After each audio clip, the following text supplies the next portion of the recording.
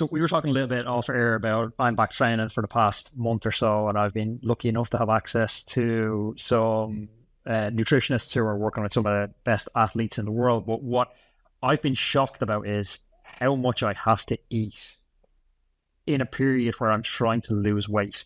Like for a 4-hour ride day, a 4-hour base ride, like, well below LT1, I'm having almost 5,000 calories in a day and losing weight.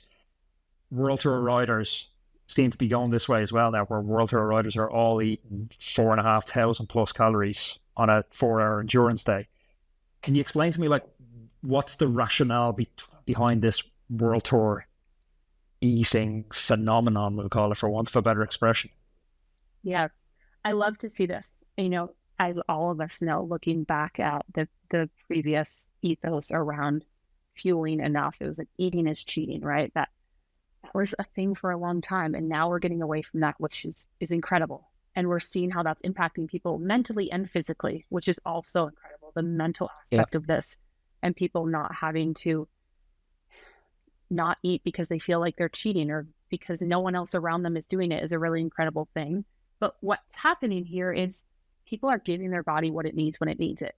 When you do that, your body can operate at a place where it's going to start burning those calories as fuel and as energy and just for recovery.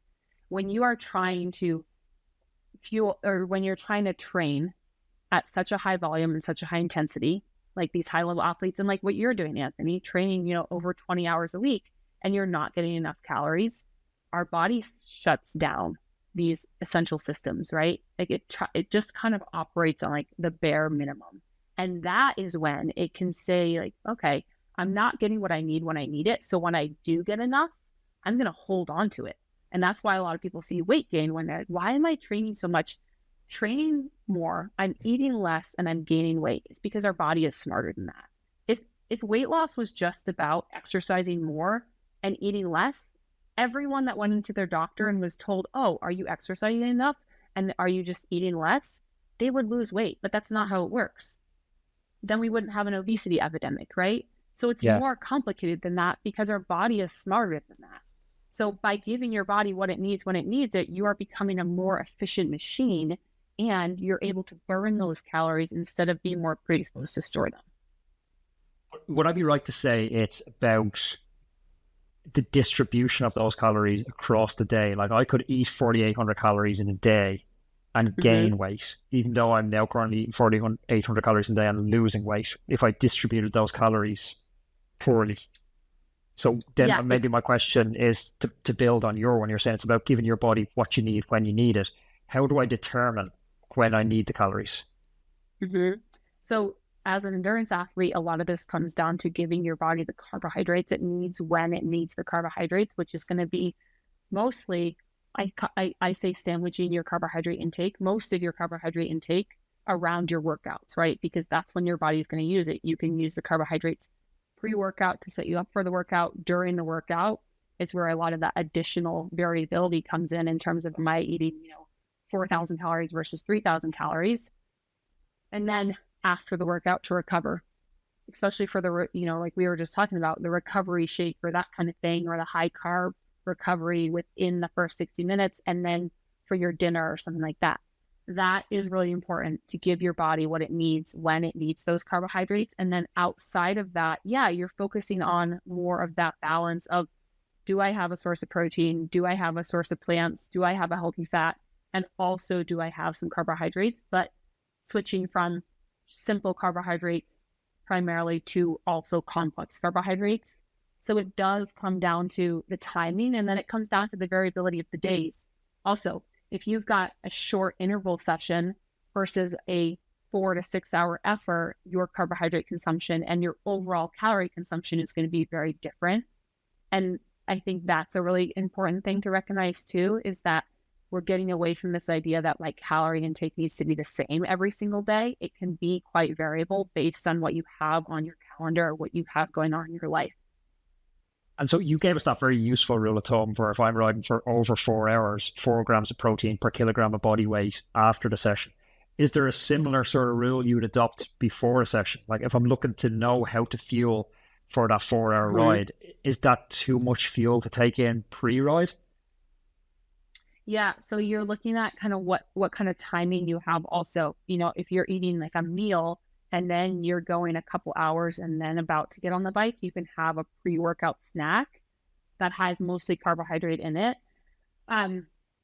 Or you're looking at like most of the people are waking up really early in the morning, they're going out and doing a ride, and then they're coming back.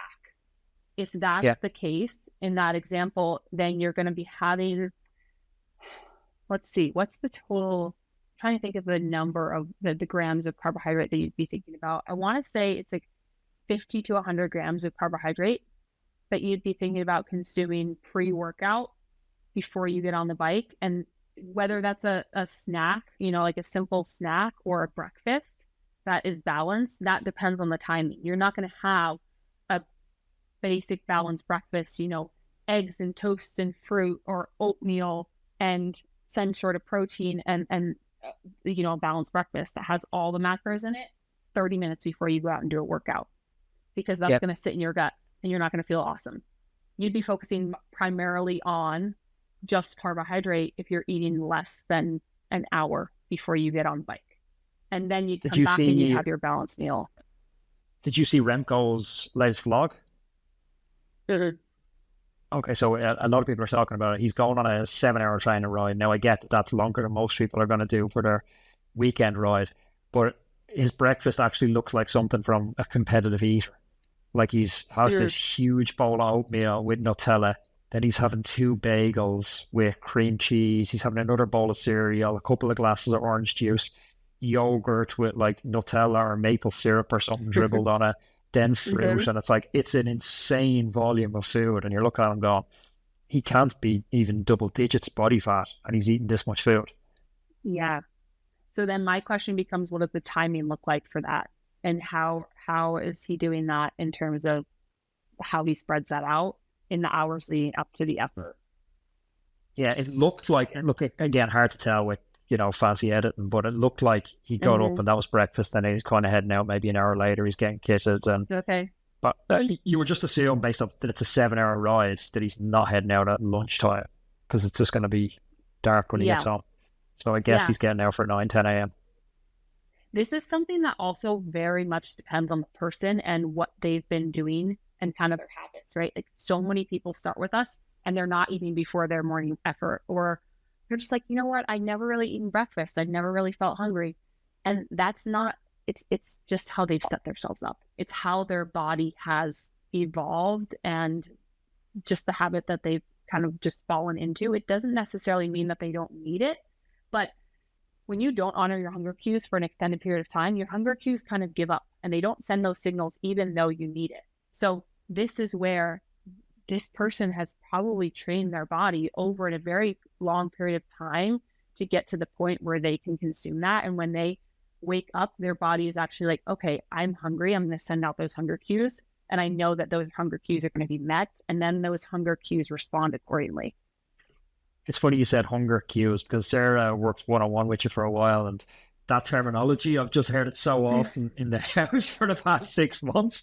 I need to honor my hunger cues. But exactly that. She would not have eaten breakfast for as long as I've known her. We've been going out 6 years now, and she rarely ate breakfast.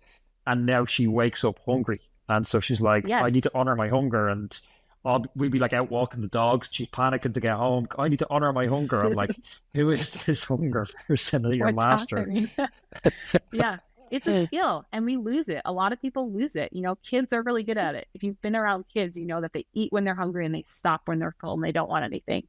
And we just lose the ability to do that as we get into adulthood. And it's a really important thing, especially as athletes, to be able to honor and recognize. Hey Roadman, today's episode is brought to you by our amazing sponsor, Lacoste. After bouncing between cycling apparel brands for years, I finally found Lacoste. They've truly raised the bar when it comes to cycling clothing. It's founded by former Team GB cyclist Yanto Barker. Lacoste isn't just another cycling brand. It's cycling gear born from the heart of the professional peloton. Yanto's mission: to create the ultimate cycling apparel. And he's blended pro-level insights with technical precision to achieve this. What sets Lacoste apart is their relentless testing and collaboration with top professionals and aerodynamicists. Every piece of kit is built to handle the toughest rides, whether you're racing, training, or cruising the open roads. Head to lacolle.cc and use the code ROADMAN20 at checkout for 20% off your order. If you enjoyed this conversation, please click up here. There's another video I know that you're absolutely going to love. Click over here and subscribe to the channel so you don't miss any of our amazing upcoming guests.